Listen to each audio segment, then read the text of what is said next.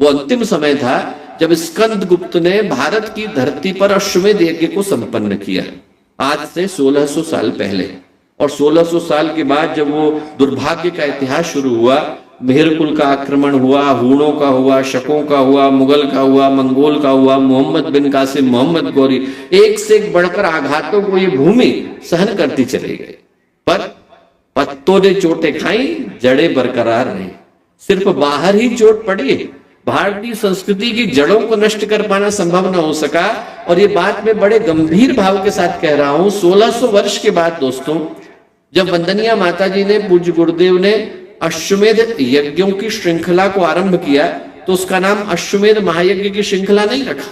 जितने लोग पुराने हैं वो इस बात को जानते हैं कि नाम क्या रखा गया, देव संस्कृति दिग्विजय अभियान।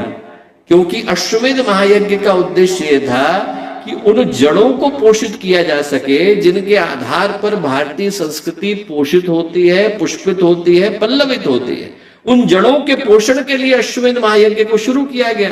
नहीं तो कोई शोध करने वाला है तो वो शोध करके देखे कि 1992 के पहले का भारत क्या था और 1992 के बाद का भारत क्या है। जो शोध करने वाला है, रिसर्च करने वाला है, मैं उसे कहता हूं कि इस बात पर रिसर्च करके देखे कि जिस दिन पहली बार वंदनीय माता जी ने अश्वमेध महायज्ञ का संकल्प लिया, उससे पहले का भारत क्या था और उसके बाद का भारत क्या है। जो लोग भारत के नाम से नजरें चुरा करके घूमते थे, चेहरे झुका करके घूमते थे, आज वो भारत के नाम से छाती चौड़ी करके घूमते हैं।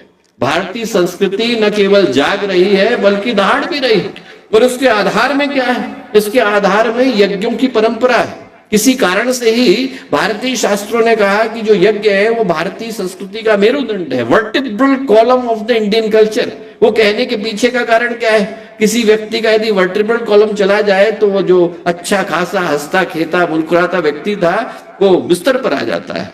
वो भारतीय संस्कृति जिसको इतने सारे आक्रमण समाप्त न कर सके, उसको समाप्त कर पाने की, नष्ट कर पाने की सामर्थ्य आपके पास आ जाती है यदि आप अकेले यज्ञ को समाप्त कर देते हैं। इसीलिए पूज्य गुरुदेव ने कहा, देव संस्कृति के निर्माता यज्ञ पिता गायत्री माता। वो जो यज्ञ है वो सिर्फ इसलिए नहीं है कि उसके माध्यम से हम वातावरण का परिशोधन करते हैं, वो सिर्फ इसलिए नहीं है कि उसके माध्यम से हम लोग एक अच्छी प्रकाश की ऊर्जा को जन्म देते हैं। वो यज्ञ सिर्फ इसलिए नहीं है कि उसके सांस्कृतिक आध्यात्मिक कारण है, वो सिर्फ इसलिए नहीं है कि उसके लिए यास्य ने कहा यज्ञस्य मंत्रः वेदस्य विषयः, वो सिर्फ इसलिए नहीं है कि उसके लिए उपनिषदों ने कहा यज्ञ भुवनस्य नाभि, वो इसके लिए नहीं है कि उसके लिए पद्म पुराण ने कहा यज्ञ कल्याण हेतु, बल्कि इसलिए है क्योंकि यज्ञ अकेला ऐसा है जिसके माध्यम से भारतीय संस्कृति की रक्षा को कर पाना संभव है। यदि उस अकेले यज्ञ का पोषण होता है